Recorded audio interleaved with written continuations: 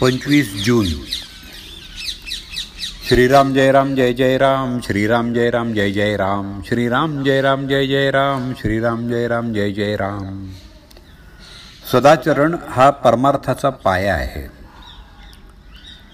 राम सहज हाती लागेल म्हणून जी काही साधनं समर्थांनी सांगितलेली आहेत त्यामध्ये चांगल्या ग्रंथांचं वाचन हेही एक आहे. परंतु कोणत्याही ग्रंथाचं किंवा पोथीचं वाचन करताना केवळ काहीतरी वाचायचं असं म्हणून वाचन करू नये. अर्थ कळल्याशिवाय पोथी खरी वाचल्यासारखी नाही होणार. तसंच जितका त्याचा अर्थ कळला तितकं तरी कृतीत आणण्याचा प्रयत्न करावा.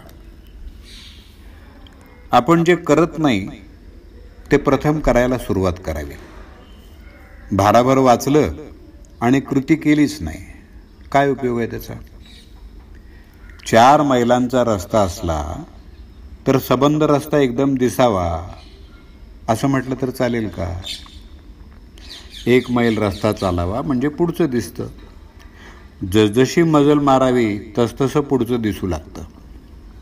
आणि परमार्थाचंही असंच आहे. बापासारख्या मिशा मला याव्या म्हणून जर लहान मुलांना हट्ट केला तर ते कसं होईल? त्याचप्रमाणे आजच मला देवदर्शन व्हावं असं म्हटलं तर होणार नाही. सद्गुरूची आज्ञा पाळावी, साधन करू लागावं म्हणजे सगळं काही होतं. जेवायला बसलं म्हणजे पोट भरायचं राहतं का? खरोखर परमार्थाची वाट अगदी सरळ आहे. प्रपंचाचा रस्ता मात्र डोंगराळ असून काटेकुटे याने भरलेला आहे. आपला प्रपंच हा परमार्थाच्या सोयीसाठी असायला पाहिजे. पण याच्या उलट आपला परमार्थच मुळे आपल्या प्रपंचाच्या सोयीसाठी आपण केलेला आहे. कुंपणानं शेत खावं तसं आपलं झालंय.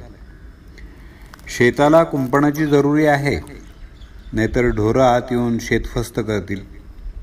पण कुंपणच जर बेसुमार वाढलं तर त्यामुळे शेताचं नुकसान होतं हे आपण जाणलं पाहिजे.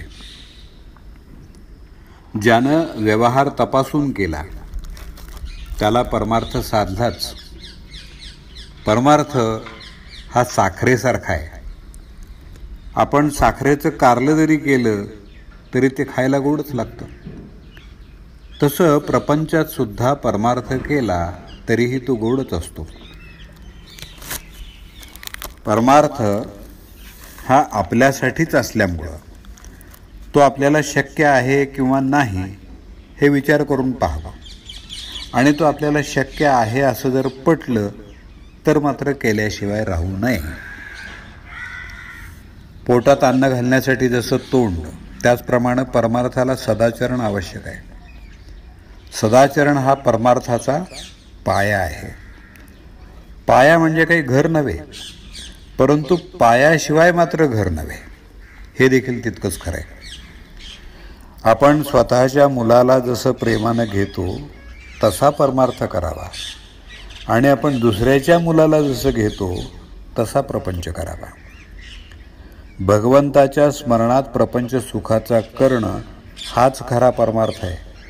आणि ज्याची वृत्ती सुधारून भगवंताकडे लागली त्यालाच खरा परमार्थ कळला. भगवंतावर आकारण प्रेम करणं याचं नाव परमार्थ आहे.